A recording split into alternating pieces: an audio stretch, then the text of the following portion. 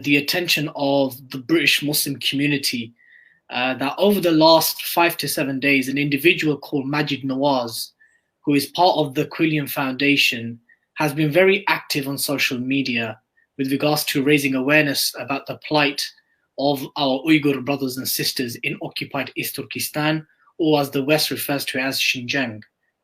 Now, what alarmed many Muslims is that the audacity of this individual and his organization all of a sudden now being at the front line or trying to be at the front line in raising awareness about the situation of the Uyghurs. And the reason why that is because Maajid Nawaz and his organization, the Quilliam Foundation, have a long track record.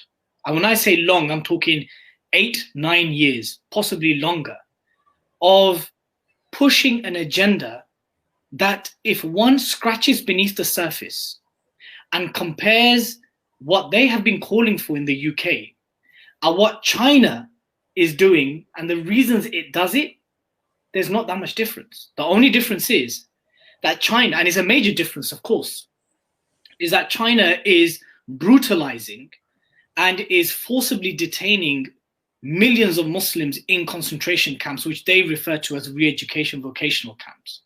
And they are putting children into state orphanages. They have literally, censored any outward show of Islam, and to the extent where they're now sending agents into the homes of Uyghurs and other Turkic Muslims.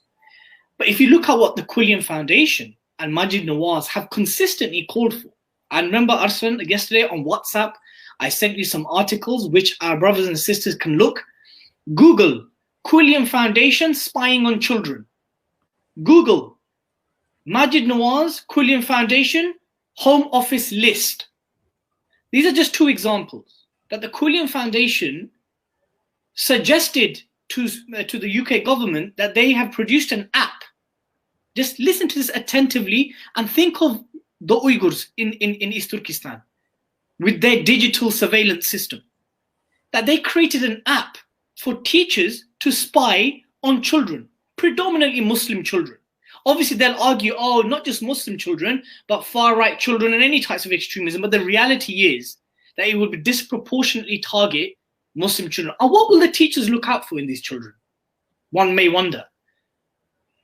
Excessive signs of religiosity, signs of Islamic behavior, wanting to pray, wanting to not maybe participate in classes that are like drama or music, saying that, oh, my parents made me wear the hijab innocently as a child. These are the kind of things that teachers would naturally panic and report children to the authorities about. Around 10 years ago, in 2010, the Quilliam Foundation, they provided a list of Muslim organizations to the Home Office. Now, the Home Office is essentially who oversees domestic security. What the leaked document, the leaked list proved was that it had many non-violent, apolitical Muslim organizations. But the Quilliam Foundation wanted these organizations to be flagged and surveillanced. These are just two examples. There are many examples I can give. And these are examples that you will find in the mainstream media. So when you see Maajid Nawaz and the Quilliam Foundation all of a sudden now at the front line of raising awareness about the Uyghurs, it stinks of hypocrisy. It stinks of hypocrisy that he's been blocking people on Twitter who have asked him, okay, fair enough, good on you for raising awareness about the Uyghurs, but can you please just clarify your position on the prevent strategy? Now, the prevent strategy for my Uyghur brothers and sisters is a domestic counter-extremism policy in the UK, which claims to prevent acts of terrorism before it even is enacted. But in essence, various human rights organizations, Human Rights Watch, Liberty, Amnesty, various non-Muslim organizations, mainstream rights groups have said that this is a draconian policy that is actually about policing thoughts. I want everyone to think about these things, and does it not resonate with what's happening in the, but in a far micro scale? I appreciate that. So it comes as stinking hypocrisy that those who even supported his hunger strike happen to be those who are ardent supporters of Israel, who also have similar policies against the Palestinians, is ardently supported by BJP advocates who support these kind of policies in Kashmir, that all of a sudden now, everyone is on this anti-China bandwagon, and that's fine. The issue here isn't the critique of the Chinese Communist Party. The issue isn't what the petition is calling for. This is why when I criticized him, I didn't say nothing about the petition. I did not say anything about the legitimacy of the grievance, because by Allah, myself and tens and thousands of Muslims in the UK and broadly speaking the West have, in the best of our capacity, been trying to raise awareness with the limited resources that we have, be it our news websites, lectures, talks, events, whatever it may be, raising awareness about the situation of the Uyghurs. But all of a sudden, Maajid Nawaz and the Quilliam Foundation have had this awakening, and he's waged a jihad, on a Twitter jihad, against the Chinese Communist Party. And the irony is that this is the same Maajid Nawaz and the Quilliam Foundation who have essentially demonized the very term jihad fi sabilillah, whether it is the military format or the spoken format or whatever format is permitted within the framework of Islam. So the long and short of it is this, that this individual and his organization for the best part of 10 years have been pushing for a softer version of a counter-extremism strategy that is very similar at its core basis, that we must censor extremists, certain ideas are very dangerous, certain ideas are not conducive to British values, certain ideas that if Muslims believe in these things, it will lead them to X, Y, and Z, so therefore they need to be surveilled, they need to be censored, they need to be silenced, and so forth. And I pray that irrelevant of whatever spectrum that our Uyghur brothers and sisters who are going to watch this video, whether you regard yourself as someone to be conservative, liberal, secular, nationalist, whatever you think, but I hope that what I've just said to you, that you can make that very clear resonation that what Brother Dilly has just said sounds exactly like, at the basis, what China is using to oppress millions of our people. Exactly. I mean, as a Uyghur activist, I mean, even before I was a Uyghur activist, I generally, and brothers like me, we follow the UK Dawah scene. And I know Maajid Nawaz and what he's all about, and other brothers like me. But and the reason why I called you on is because you're there on the ground in the UK and what's happening to the Muslims there. This is really to educate Uyghur organizations. I mean, obviously, yes, we are so weak, and we're at a stage where whatever support we're getting, we just take it on board. But when it comes to this individual, I'm going to try to make this talk as, what's the word, not one-sided as possible, but I just want to put my food for thought, and then I'm going to play devil's advocate after this. But what people have to understand is, if with the support of this individual, we could be losing 9 other supporters. I mean, that shouldn't be the case, but this automatically happens. I remember a while ago, I mean, an individual by the name of Avi Yemeni. Now, I know this individual as well, but I don't see him as much of a threat as Maajid. He posted something really, really good, and I didn't want to, but I did one retweet. I wanted to see what would happen. Brother, not just the followers I lost, it was just like I lost so many supporters, and yes, we want support and this, but with this particular individual, we could be losing a lot more than we gain. Avi Yemeni is someone who, in Speaker's Corner, Hyde Park, admitted, I believe it's to Ali Dawo or Brother Muhammad Hijab, one of them, he admitted to killing innocent people in Gaza. Right? And it wasn't too long ago, like 2 years ago, where the Israeli head of security said that he understands exactly why China is enacting these kind of policies. I guess the point here is, Brother Arsan, is this, right? The likes of Maajid Nawaz are here today, they're gone tomorrow. That's the fact of the matter. I want to also posit something else to our dear brothers and sisters who are going to be watching this. And I too do not want to make this engagement one-sided. Yes, I have my views.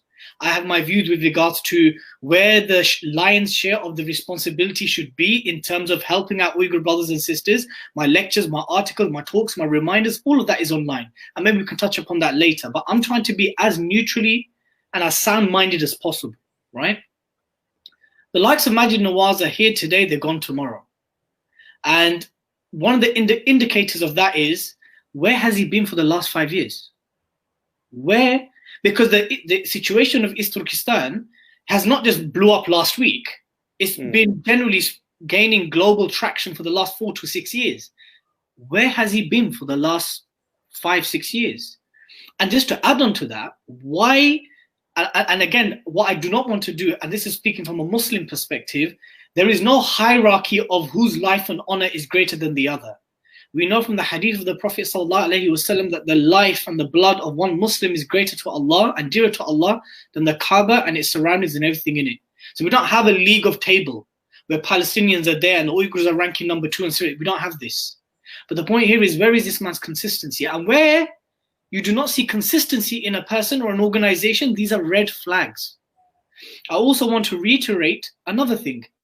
Brothers and sisters, from the very onset, I made it very clear that the issue of East Turkestan is an issue of occupied land.